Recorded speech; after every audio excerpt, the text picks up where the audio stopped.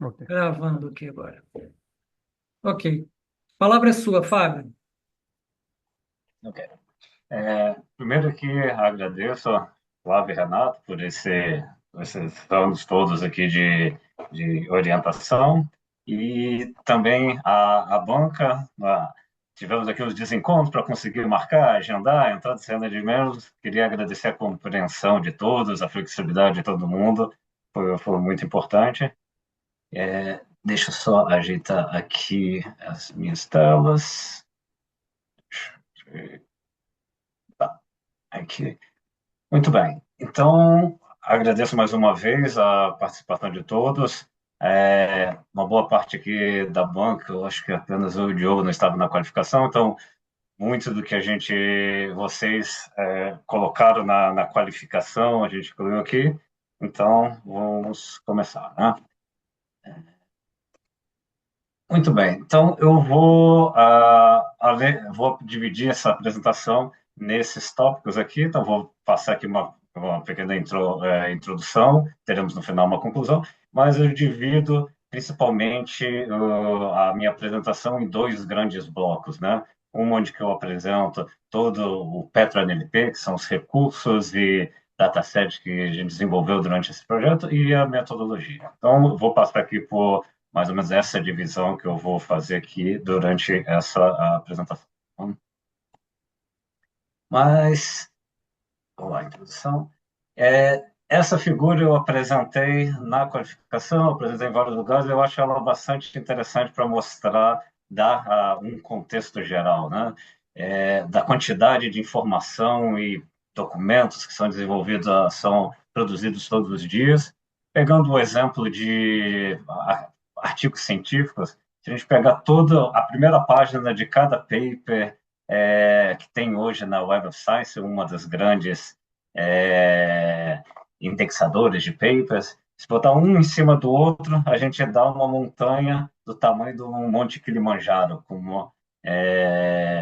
E essa lógica de produção de documentos acontece na academia, acontece nas empresas, acontece no nosso dia a dia. Então, isso é uma realidade, um problema que a grande dificuldade e hoje mais com toda a inteligência artificial generativa, talvez está menos em produzir o documento e mais em recuperar, conseguir extrair informação deles, né? Então, com base nisso, a hipótese do nosso trabalho aqui foi de que um sistema de buscas e em relatórios, no caso especificamente geocientíficos, ele vai apresentar os melhores resultados quando alimentado por um grafo de conhecimento geológico. Para poder validar essa hipótese, essa tese ela contou com um objetivo geral, que é de povoar um grafo de conhecimento com entidades geocientíficas e relações extraídas de documentos técnicos. E para atingir esse objetivo geral, a primeira etapa a gente selecionou um corpo de documentos técnicos, escolhemos ontologias para poder representar essas entidades, as relações, e em alguns pontos a gente precisou expandir essas ontologias, mas assim, sempre que possível, tentamos utilizar conceitos já utilizados. Construir um conjunto de documentos anotados com exemplos e entidades, baseado nessas ontologias previamente selecionada. E aí entra a parte de treinamento de modelos de aprendizado de máquina para extrair essas informações automaticamente e fazer toda uma avaliação de todos os modelos e do pipeline completo dessa. Então, a metodologia que a gente propôs nesse trabalho foi essa daqui: selecionar as ontologias, fazer as anotações dos datasets, treinar modelos de machine learning, de aprendizado de máquina, extrair essas informações e usar essas informações extraídas dos documentos para povoar um grafo de conhecimento. Aqui nessa apresentação eu não vou entrar na revisão bibliográfica, isso foi feito na qualificação, mas eu quero destacar aqui no documento que foi apresentado para vocês, tem toda uma parte de revisão bibliográfica, onde que primeiramente, a gente nós formalizamos matematicamente o que é o problema de aprendizado de máquina e entramos nas principais arquiteturas existentes. É, também como definimos o que era toda a parte de da web semântica, Semantic Technologies, ontologias, as atividades de processamento de linguagem natural, a gente passou por elas, e, por fim, fizemos também uma revisão sistemática da literatura das aplicações de processamento de linguagem natural, especificamente para a indústria de óleo e gás. Muito bem. Então, como eu falei, então essa aqui é a nossa introdução. Essa primeira parte eu vou, então, agora me dedicar a descrever o que é o PetroNLP, né? Para eu conseguir passar por toda aquela metodologia, montar aquele pipeline de modelos de aprendizado de máquina, foram necessários construir uma série de artefatos para poder treinar esses modelos, né? Então, os nossos artefatos foram ontologias e um grafo povoado, que é essa que está aqui nessa parte aqui de cima.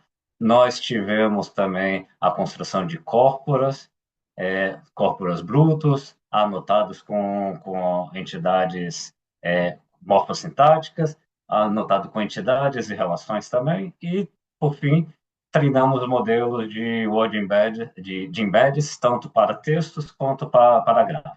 Então, todo esse conjunto aqui de uma série de artefatos que vão ser utilizados no nosso pipeline, a gente constitui o que nós chamamos de PetroNLP.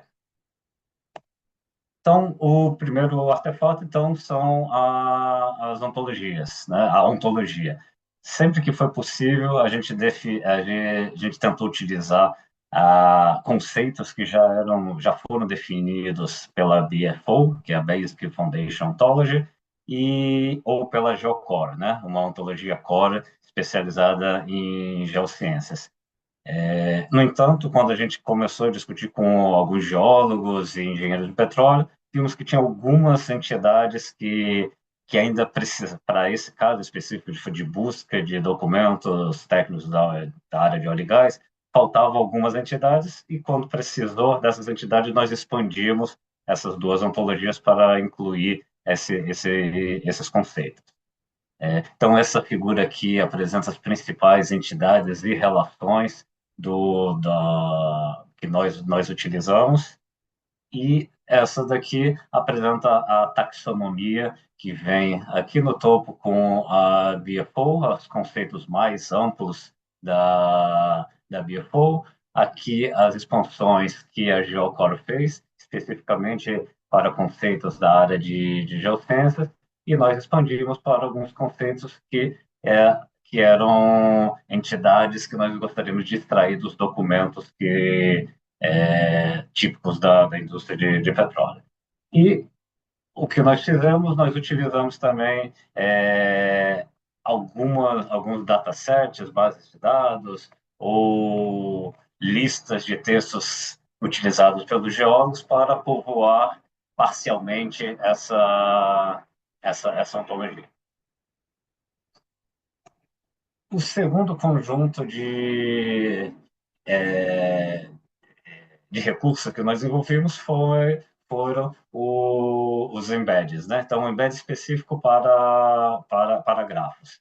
Nós utilizamos aqui o modelo, o algoritmo de OWL2Vec, ou seja, nós dávamos para o algoritmo um grafo em OWL. O algoritmo, o que ele faz? Ele passava a fazer um passeio aleatório pelo grafo, construindo sentenças.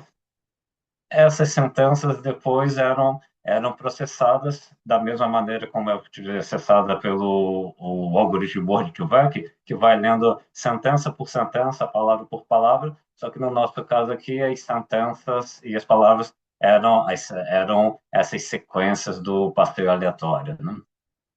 E no final, depois de passar o algoritmo Word2Vec, nós conseguíamos representar num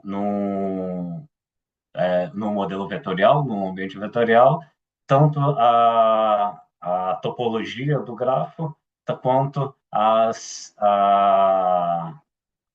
palavras que estavam presentes, principalmente nas descrições e labels que estavam na ontologia. Então, a gente conseguia representar tanto a parte do grafo quanto do texto no mesmo ambiente vetorial, né? Então, essa daqui foi a parte de embeddings. E, por fim, o último conjunto de recursos são os corporas. Lá em 2020, a gente começou a construir o Corpora Petrolês. Então, o Petrolês eram documentos específicos da área de óleo e gás, que nós selecionamos documentos públicos. Passamos da parte dos documentos brutos para fazer anotações morfossintáticas, o que a gente chamou de PetroGold. Por fim, ao longo do exercício dessa tese, a gente fez anotação com o apoio de geocientistas e linguistas das anotações de entidades, o que a gente chamou de conceito de Petroner. Uma coisa interessante aqui do Petroner é que normalmente as anotações de entidades ele contém apenas a anotação das classes. Então aqui vamos dizer a unidade lito, a unidade crono ou a bacia. Mas no nosso caso, como nós tínhamos tudo com base no grafo de conhecimento, a gente também fez a anotação não apenas da classe, mas de cada instância, então cada indivíduo. Então nós temos aqui uma ORI que a gente consegue dizer apontar especificamente qual a classe e qual o indivíduo que está sendo mencionado em cada em cada uma das sentenças anotadas, né? E por fim, nós tendo para cada sentença que tinha mais de uma entidade, nós anotamos indicando se havia uma relação ou não, qual a relação que existia entre essas duas entidades, ou se não havia uma relação. Então, o Petro-NLP era esse conjunto que nós temos ontologias e grafos, embeddings e um conjunto de corporas anotadas, né? Muito bem. Então, uma vez que nós tínhamos em mãos todos esses recursos prontos, partimos para a construção do nosso pipeline de extração de entidades e relações dos documentos técnicos, né? Essa daqui foi a metodologia que nós apresentamos na codificação, que eu mostrei aqui logo na introdução. Então, mas essa daqui é uma representação relativamente simplificada. A representação mais fidedigna seria essa daqui, seria um pouco mais detalhada. Nessa parte aqui no topo foi a parte de utilizar as ontologias, listas para povoar parcialmente o grafo, construir o modelo de embeddings do grafo, mas nós precisamos de 3 modelos de aprendizagem de máquina para, dado um conjunto de documentos, fazer o reconhecimento de cada entidade dentro do documento, para cada entidade fazer o link daquelas entidades que foram reconhecidas com o seu nó específico dentro do Knowledge Graph, e identificar se existem relações dentro dos pares de entidades. Com isso, a gente é possível a gente povoar esse grafo, então enriquecer o grafo original, que aqui ele está parcialmente povoado apenas com listas estruturadas, a gente consegue povoar esse grafo com informações que vieram de documentos não estruturados, e, da mesma maneira, esses documentos a gente pode conseguir, passa a ter a possibilidade de taguear ele com metadados referenciando ao próprio grafo, ao Knowledge Graph.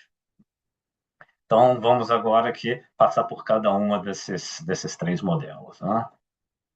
O primeiro modelo é o modelo de reconhecimento de entidades nomeadas, né? O NER, Named Entity Recognition.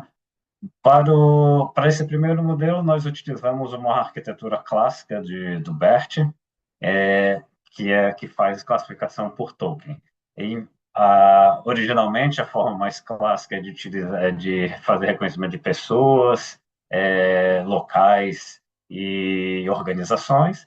Nós alteramos isso para essas classes que são de interesse da área de óleo e gás, e fizemos o treinamento como foi de acordo com a arquitetura proposto pelo artigo original do BERT, lá de 2019. Aqui nós conseguimos bons resultados para a grande maioria das classes e já destacamos aqui que tivemos os piores resultados, e isso vai se repetir, foi especificamente na classe de posto,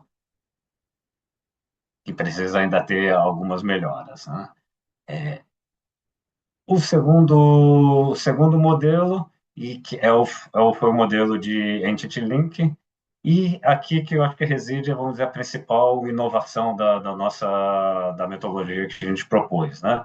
A grande maioria dos trabalhos que trabalham com povoamento de ontologias, ou eles não fazem, não trabalham com Entity Link, ou consideram apenas exatamente as palavras da forma como está escrito no texto, faz um exact match para poder identificar, para poder fazer a ligação, ou eles utilizam alguma abordagem como uma classificação, um modelo de classificação que você dá a entrada como texto e nós temos todas as possibilidades como para ser classificada.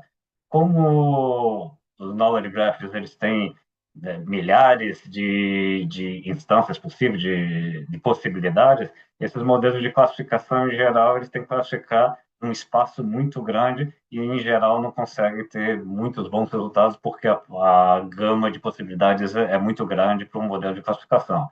E a nossa abordagem aqui foi um pouco diferente. Nós utilizamos um contrastive learning. O contrastive learning, o que ele faz? Nós apresentamos exemplos positivos e negativos para o modelo e esperamos que aqueles exemplos que são próximos eles fiquem juntos e os modelos os exemplos que são diferentes eles fiquem longe um do outro. Então, esse modelo a gente ele tem como entrada sentenças e as saídas são vetores e esperamos que vetores, sentenças que falam das mesmas entidades, elas ficam muito próximas e sentenças que falam de entidade diferente ficam separadas.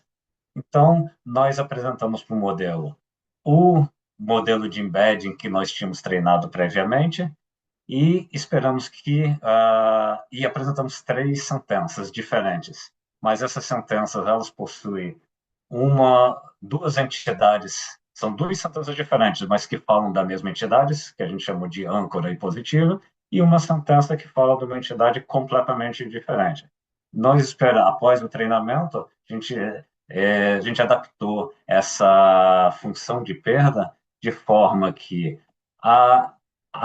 o vetor da sentença âncora fique muito próxima do vetor que foi treinado do modelo de embedding de grafos, do Petron Tovek.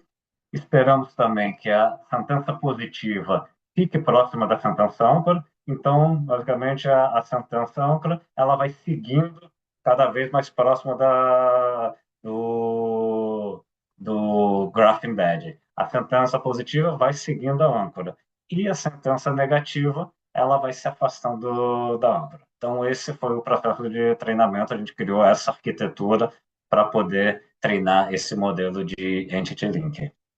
Isso na fase de treinamento. Na fase de predição, uma vez que o modelo estava treinado, nós utilizamos essas sentenças aqui que são completamente novas, não foram vistas, então isso daqui são de documentos novos. No momento da predição, o modelo vai passar pelo modelo essas sentenças que vão gerar vetores. Para aquelas sentenças que gerou vetores muito próximos dos vetores do Petron Tovek, nós dizemos que podemos fazer um link. Então, aqui no caso, essa sentença fala sobre essa entidade paleozoica, ficou muito próximo de um link da entidade paleozoica que já existia no nosso grafo. Então, nós fizemos o link dessa sentença com o Knowledge Graph. Mas existiam sentenças que falam de entidades novas, que nunca tinham sido vistas. Então, aqui existe a Bacia do Congo. A Bacia do Congo é uma bacia que não estava nos nossos... Na, é, não era uma bacia daqui do Brasil, nós não tínhamos visto, mas o modelo conseguiu reconhecer que essas três sentenças criou vetores muito próximos um do outro. Então, nós identificamos um cluster de novos vetores. Então, nós partimos do pressuposto que essa entidade Congo é uma entidade nova e nós podemos agora povoar o nosso knowledge graph com entidades que foram extraídas dos textos, mas que não tinham sido mapeadas anteriormente, né? Então, esse foi o processo de treinamento do Entity Link e como é que nós utilizamos eles na fase de predição.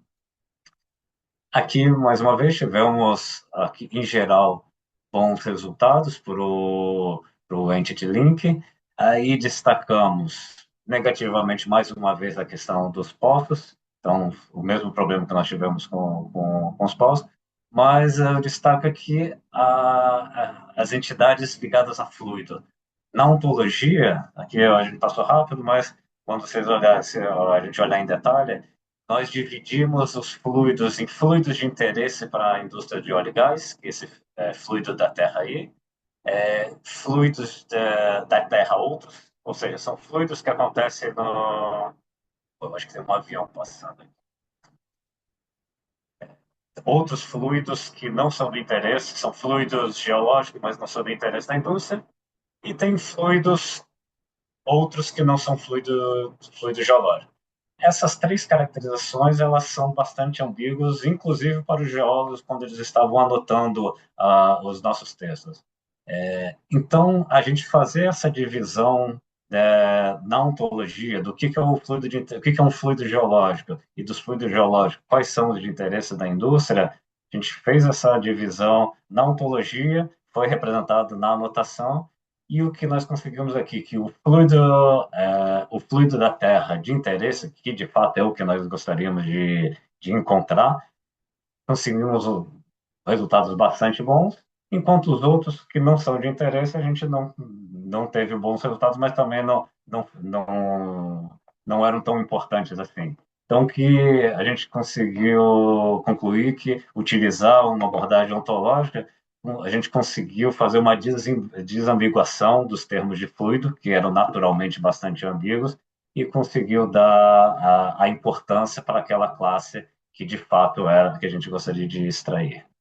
Outro ponto interessante foi que a gente aplicou as métricas clássicas de preciso e recall, mas utilizamos essa também de augmented preciso e augmented recall, que ela não é binário, preciso e recall, ou você acerta ou você erra.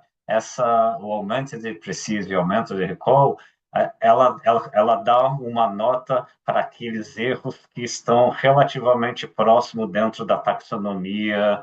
Então, se eu errar, mas errar em alguma coisa próxima, eu ainda ganho alguma nota. Se eu errar para uma coisa muito longe da taxonomia, uma coisa muito diferente, eu ganho uma nota baixa.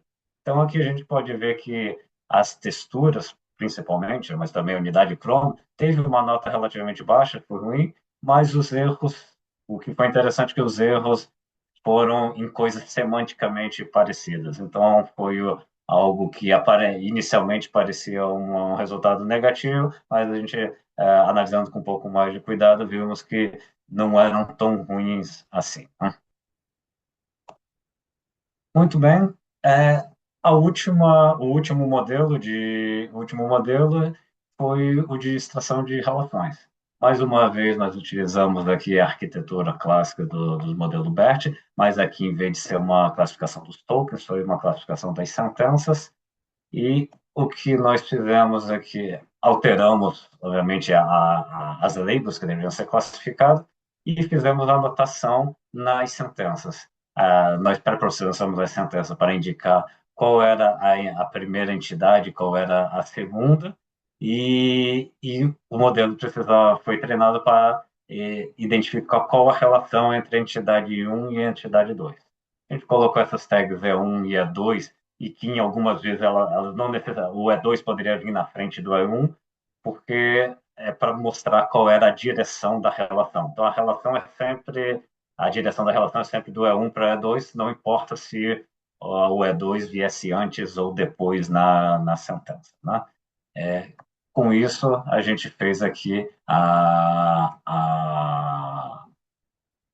fizemos os treinamentos, as avaliações, conseguimos alguns bons resultados e, mais uma vez, na questão relacionada aos postos, eles não apresentaram bons resultados, mas os outros foram bastante satisfatórios. Muito bem, então aqui, como a gente está mostrando aqui na figura, estou passando modelo por modelo, mas o objetivo final era fazer um pipeline que a gente passasse por completo. E os erros que vai tendo em cada modelo, eles podem se acumulando.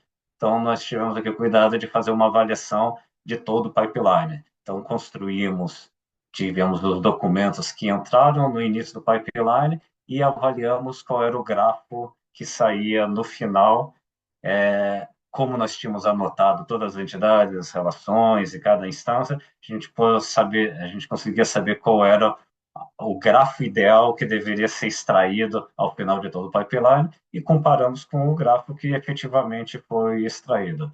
E então, nós pudemos aqui avaliar todo o pipeline. Aqui foi interessante que nós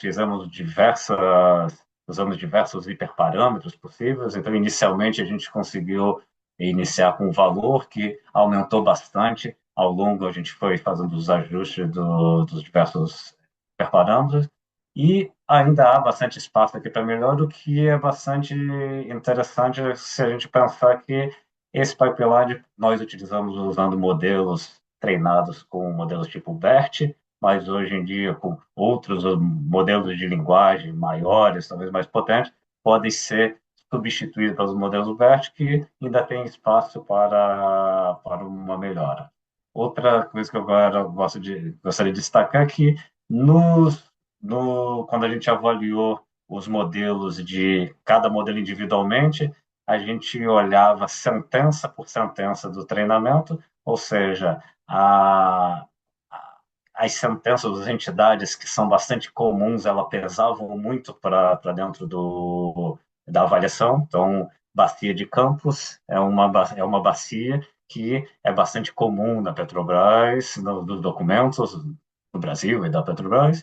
Então, acertar a bacia de Campos, ela valia muito quando a gente falava na avaliação de modelo por modelo. Quando eu venho para o grafo, cada bacia tem o mesmo peso. Então, a bacia de Urucu ou a bacia de Campos, elas têm o mesmo peso. Não importa se a bacia de Campos apareceu 50 vezes em vários documentos e a bacia de Urucu apareceu uma vez. Então, nessa avaliação aqui, ela é relativamente mais baixa, porque tem um peso bastante acentuado das entidades raras, que são bem mais difíceis de serem identificadas. Muito bem. Além dessas avaliações bastante qualitativas, nós queríamos ter uma avaliação, são avaliações intrínsecas, nós tínhamos o Golden e a gente avaliava a predição baseada no Golden, nós queríamos fazer uma avaliação extrínseca. Então, usamos esse modelo, o Petroc Graph, o Knowledge Graph, para o objetivo que nós nos propomos, que era para extração da informação, para um sistema de busca. Então, nós utilizamos um sistema de busca com documento geocientífico, um dos sistemas de busca que estavam sendo desenvolvidos pela Petrobras. Nós colocamos o Knowledge Graph e avaliamos como é que esse sistema de busca se comportou com e sem esse novo grafo de conhecimento. Aqui era o número de perguntas da nossa base de teste. Nós tínhamos uma base com 30 questões, acho que 34, 35 questões, e quais os documentos deveriam ser retornados. E nós avaliamos usando essa base com e sem o Knowledge Graph. E em algumas questões a gente viu uma boa melhora e em algumas uma melhora um pouco mais tímida. O que mostra que utilizar o Knowledge Graph para sistema de busca tem um potencial de melhorar o sistema de busca, mas aqui eu quero ser, vamos dizer, cuidadoso. O conjunto que nós tínhamos para avaliar era relativamente pequeno, 35 questões, Então, eu vou botar aqui que a hipótese que a gente colocou no início do trabalho, ela aparentemente ela tende a se confirmar, mas para ter lá, vamos dizer, uma resposta, vamos dizer, super positiva, a gente precisaria ter um modelo, um dataset de avaliação de sistema de recuperação de informação um pouco mais amplo, mas a gente ficou bastante feliz que mostra que o caminho é esse mesmo, né? Muito bem. Então, aqui passamos então pela metodologia, pelos resultados. Então, vou aqui começar aqui a conclusão da minha apresentação com os principais itens que eu concluo aqui. Então, um primeiro é esse, que os resultados mostraram que temos o indício de que a hipótese está confirmada, é, que a gente, utilizando o gráfico de conhecimento, a gente conseguiu mostrar que tem uma certa melhora no sistema de busca. Nós ficamos bastante felizes com essa abordagem do Entity Link, então, que a gente conseguiu tanto linkar as entidades do texto num grafo, como também identificar entidades que não existem no grafo para poder povoar o grafo com entidades novas. Os nossos séries revelaram que isso aqui foi bastante interessante, que nós treinamos tanto com modelos BERT, o BERT Large, quanto o Tiny BERT, que é um modelo transformer, usando o mecanismo de atenção, mas relativamente pequenos, e mesmo esses modelos pequenos mostraram resultados bastante competitivos. Essa daqui foi bastante interessante nesse mundo hoje de Large Language Models, que às vezes modelos menores, treinados com um conjunto de treinamento adequado para a tarefa que ele vai fazer, ele pode ser bastante competitivo. Isso é bastante interessante para aplicações que vão ser utilizadas, vamos dizer, no nosso computador, ou no laptop, ou precisa ser portada, que a gente não pode utilizar um Large Language Model. Aqui a questão dos poços, a grande questão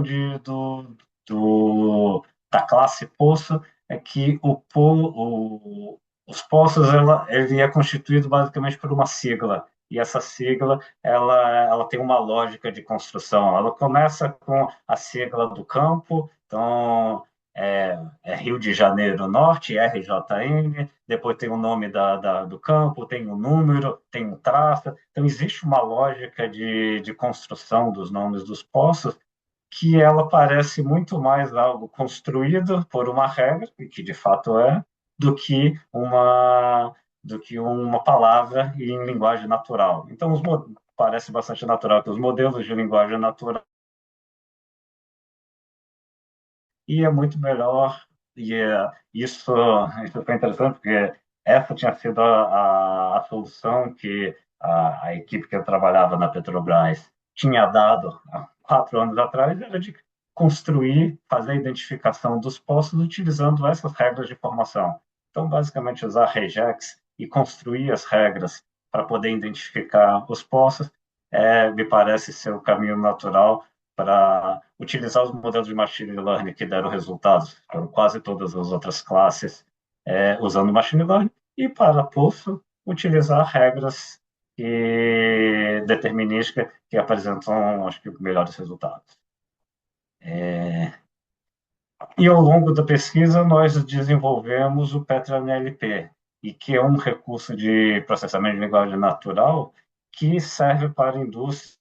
E, como eu disse, mesmo se a gente mudar os modelos de machine learning, esse conjunto PetraNLP, eu vejo até quase como a principal, ou pelo menos é a contribuição acadêmica que vai ficar mais perene. Os modelos de machine learning eles estão evoluindo muito rápido, mas essa minha metodologia e os recursos para poder treinar e avaliar, eu acho que ela pode se tornar um novo benchmark para a indústria no Brasil, com certeza, mas inclusive para outros países, dado que a ontologia pode ser, não depende da língua, né? Por fim, o recurso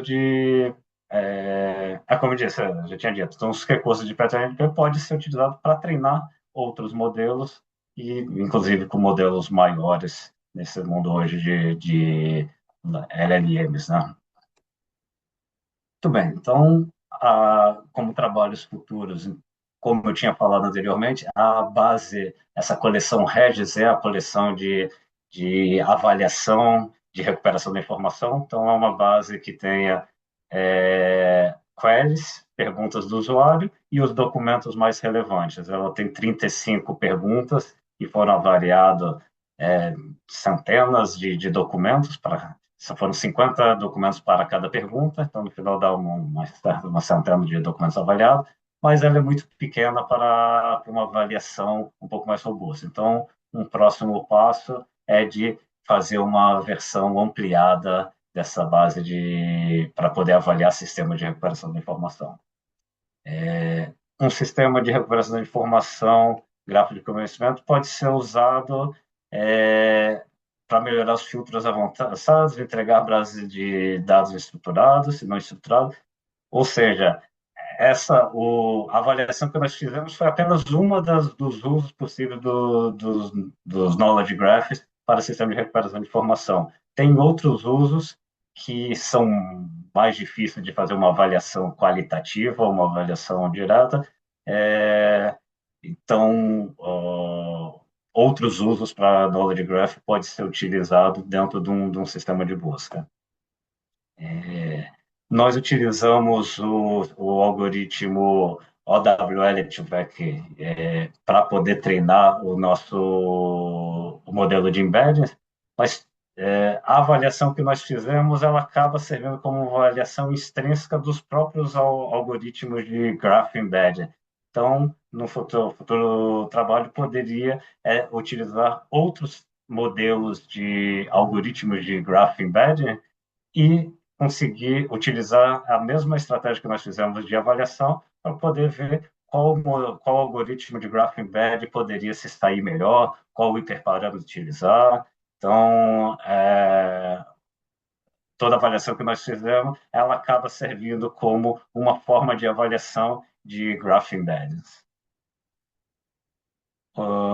Outra coisa que nós fizemos durante a anotação, que a nossa anotação do Petronet tem as sentenças e as entidades, mas anteriormente nós fizemos anotações morfossintáticas, temos dependências sintáticas para cada uma das sentenças, e no modelo de NER nós não utilizamos essas dependências sintáticas.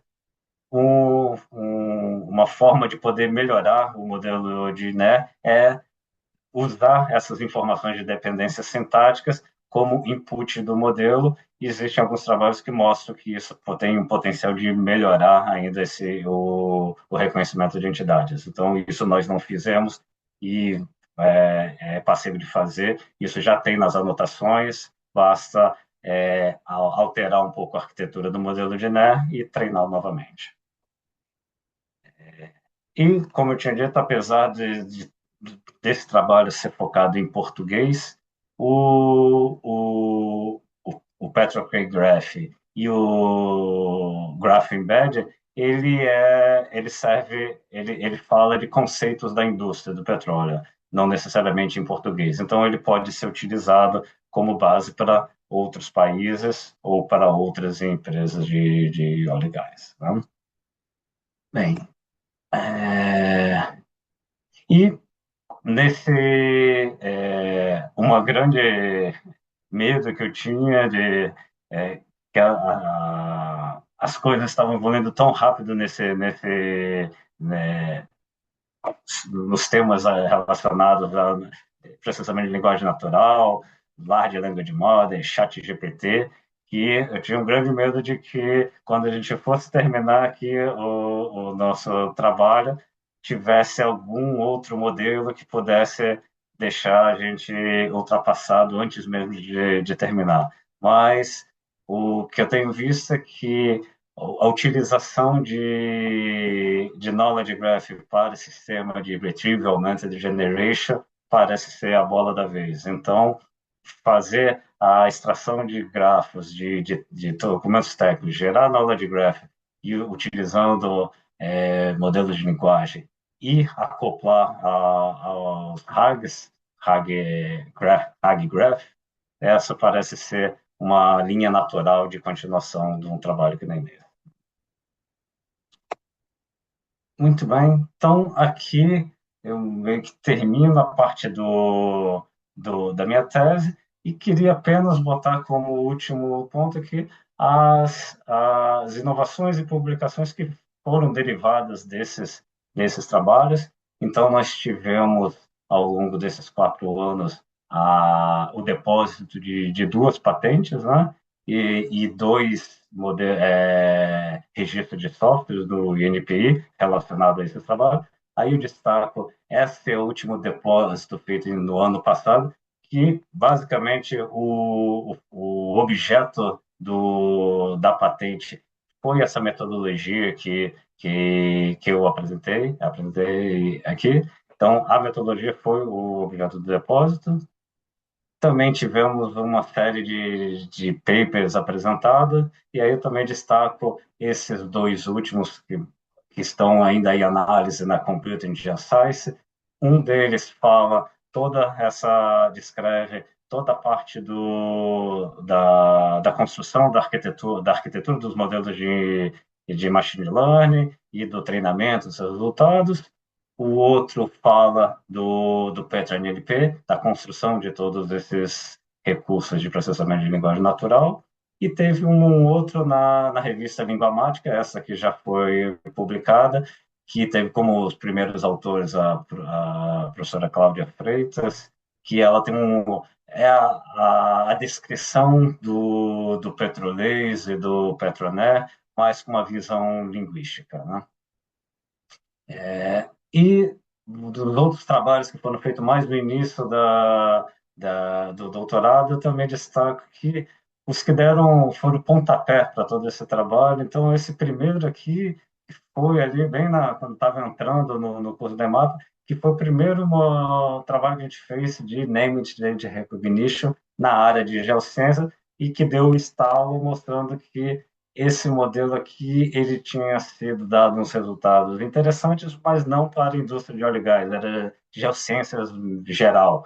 Então foi a partir desse trabalho que nós pensamos especializar para modelos de reconhecimento de entidades da indústria de óleo e gás, e logo em seguida nós construímos o Petrolase, que foi o corpus que tornou possível a gente fazer todas as outras anotações e treinamentos dos modelos e todo esse trabalho, né? Muito bem, então realmente eu não poderia deixar de terminar essa apresentação sem agradecer algumas pessoas muito importantes nesse caminho. Primeiro, a Thaís, que me, foi minha companheira durante quase 2 anos de pandemia, que nós, dentro da IMAP, fomos a primeira turma que passamos por esse turbilhão de começar um doutorado no meio de uma pandemia, e quando a pandemia terminou, nós dois resolvemos mudar para o outro lado do mundo, então sem ela não conseguiria ter feito nada do que a gente fez até aqui.